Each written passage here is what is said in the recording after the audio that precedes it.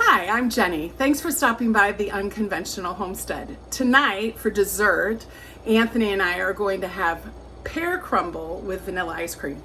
Keto/low carb style, but these recipes are so easy. You can swap out the flour for all-purpose flour. You can swap out the sugar or the sweetener for sugar, and so easy to make these. Anyway, any sweetener, any flour. You could use a gluten-free flour if that's what you are, whatever. So the only change I would make, I made it last week to kind of test it, was I did not thaw the pears, and so I'm thawing them or heating them a little bit in the microwave. The other thing is when Anthony and I picked that pear tree, it was, I think, the beginning of September, we were getting slammed with our garden. We had a peach tree we were gonna pick, we knew, a few weeks later. And so I didn't have time to peel the pears. And guess what? We didn't even notice.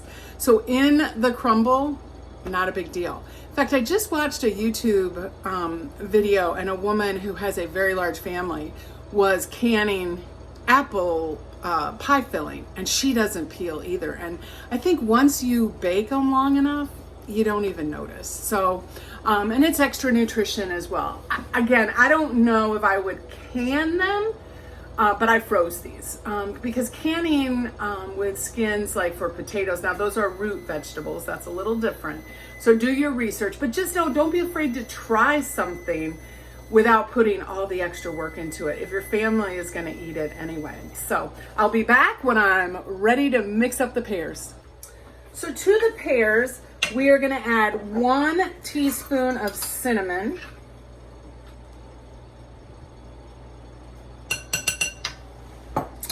a 1/4 of a teaspoon of nutmeg. You could definitely grate some nutmeg pods over it, and that would be really good. A 1/2 cup of brown sugar, either sweetener or brown sugar. This is a 1/2 cup measuring, so I'm gonna do 2.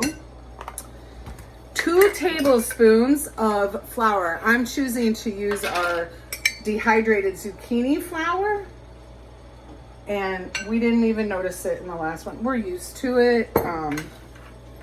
And 1 tablespoon of lemon juice,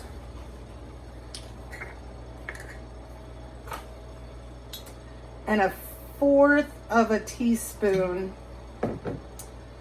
of salt. This is a 1/4 of a teaspoon, so I'm doing 2. And then you just mix it up.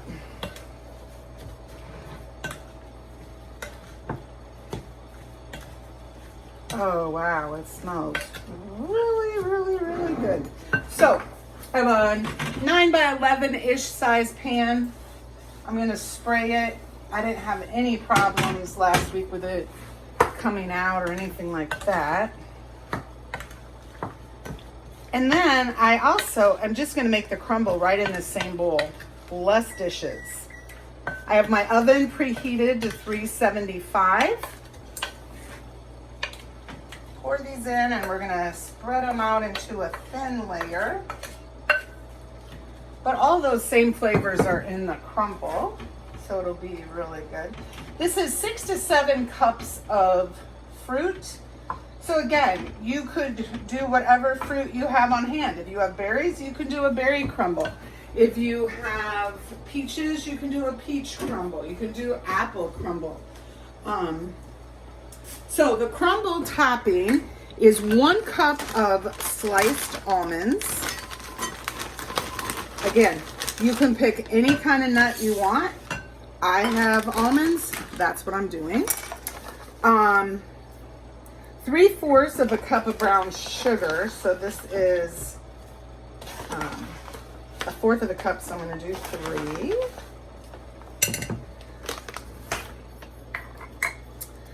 1 teaspoon, again, of cinnamon.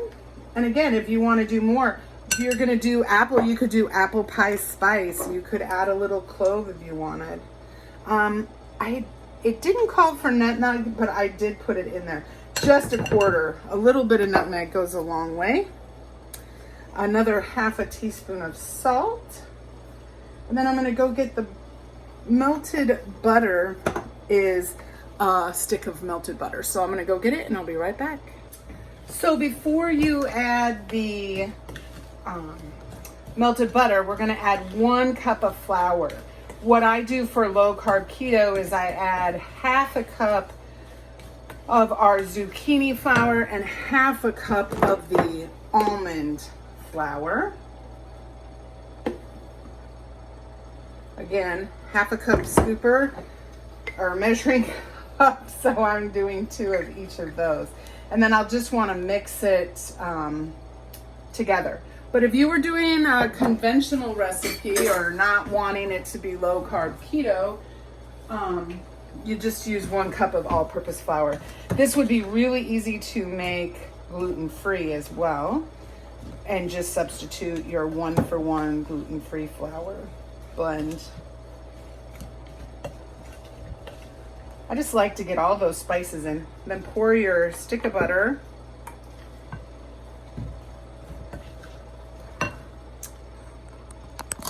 Oops, there we go. Let you see what I'm doing. I don't want it to be too dry because when we put it on those peach or pears, I want that to soak up. Now, a true crumble, I would take it and crumble it over. But how I do it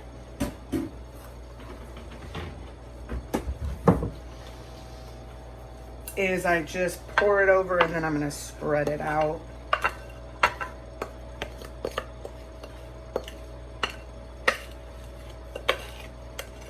Making sure I get every last bit. And you get it to all the 4 corners. This bakes, like I said, in a preheated 375-degree oven for 30 minutes. And while it is baking, I'm going to start the vanilla ice cream because it takes about that long. And I've learned I want to, I have to deal with the quart of ice cream and get it in the freezer before we eat dessert, because I don't like it to melt. And making keto or low carb ice cream, I do individually scoop up and freeze in silicone cupcake holders that way, because it does, if you don't use like a glycerin, which I have done and it's not bad, but I really prefer a firm, hard ice cream. If you do the glycerin, it tends to get a little soft. I'll tell you how much to add if you'd rather have a little bit softer ice cream. I still put it in the silicone cupcake holders though. But so I want to make sure that I get the ice cream started right away so that it's done and I can have it scooped out before this is done, because we would like to serve it tonight hot. After that, when we have it the next 3 nights, or whenever we have it, we'll probably just eat it cold. But it's kind of nice to have it warm the first day. So the ice cream is something that's kind of just come up. I've made ice cream now for 5 years, I think, and it kind of takes a bunch of recipes, kind of what we like. So don't be afraid to try things. Frozen cream, frozen milk, it's all going to be good. As long as you have a little bit of a sweetener, a little bit of a flavoring, a little bit of salt. We do use egg yolks in ours, not cooked. So again, just be aware if that makes you uneasy. You don't have to do that. There's lots of ice cream recipes out there that don't use it. The other thing is I use my blender's measuring cup after years of dirtying measuring cups for the cream and the almond milk. I have it right on here. So I do that first. It's 2.5 if you want to do ours. You can easily swap out the sweetener for sugar. 2.5 cups of cream, and that's just a cup. So I have another one here.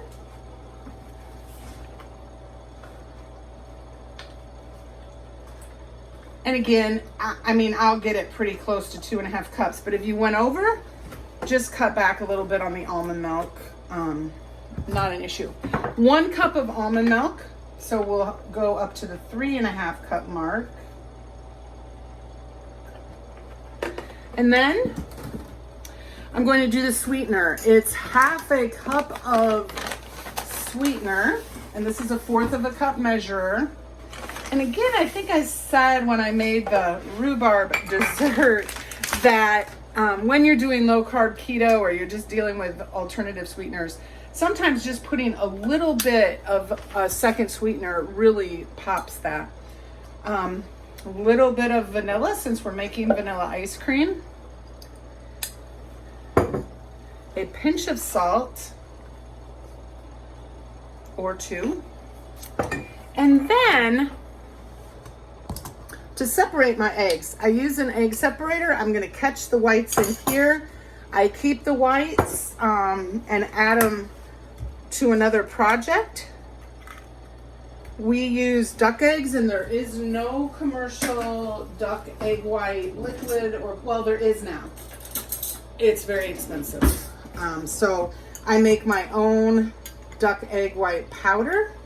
But this separator, I separate a lot of eggs, and it has helped tremendously when I have to do like 27 eggs to make my egg white powder. It helps. Doesn't take very long in blending this up. Not many ingredients. If you're doing low carb or keto ice cream and you want to add that glycerin, you would add 1 tablespoon of glycerin. And you want to make sure you get a food grade glycerin. So this is ours. This is vegetable glycerin.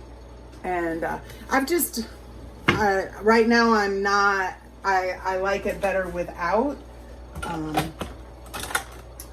So we're just going to mix this real quick.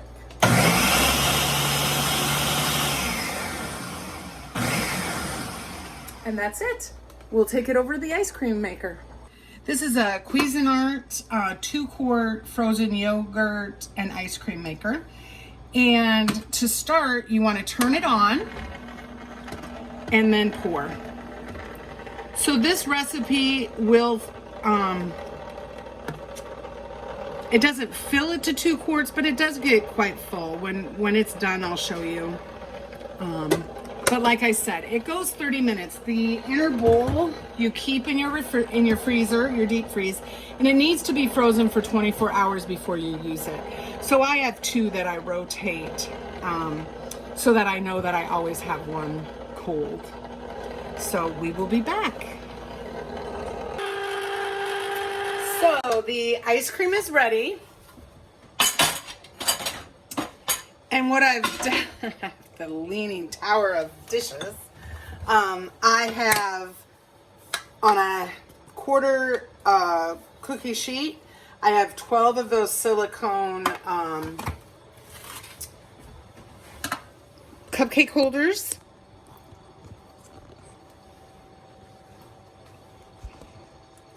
We are at a very difficult spot for filming, but I will try to get it. And then I always like to, there we go. Kind of crazy. My tripod is actually in the sink.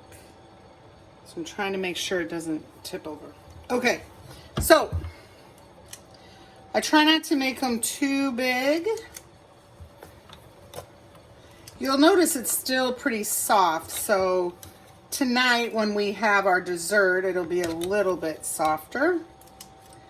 But I just know from making this that if I do 12 scoops now, I'll have enough for our dessert tonight, and then we have enough for 3 more times.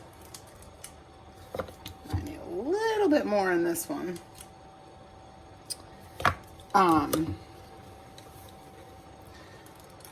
you know, homemade ice cream is wonderful. You can make it, you know, you can add your mix-ins in then towards the end.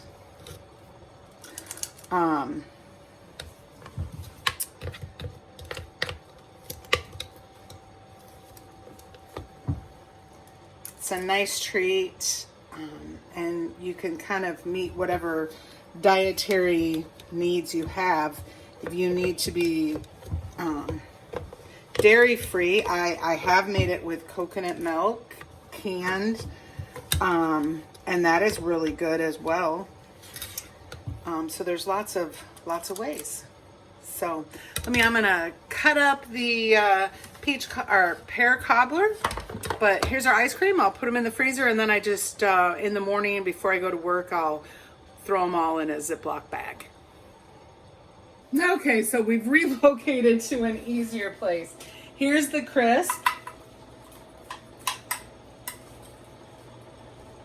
or the crumble, I guess is the real technical name for it.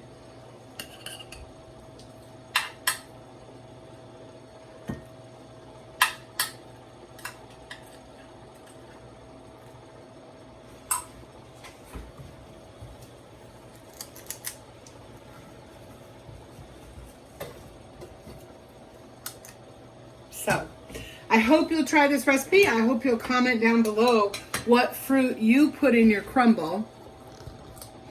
Because again, it can be anything. And this could be your go-to dessert for when company comes over. It's easy and it just comes together very quickly. So, thank you for stopping by The Unconventional Homestead. Again, I'm Jenny. Please like, comment, share, and we certainly would appreciate you subscribing. And welcome to our homestead family. Until the next video, make sure you're preserving your food.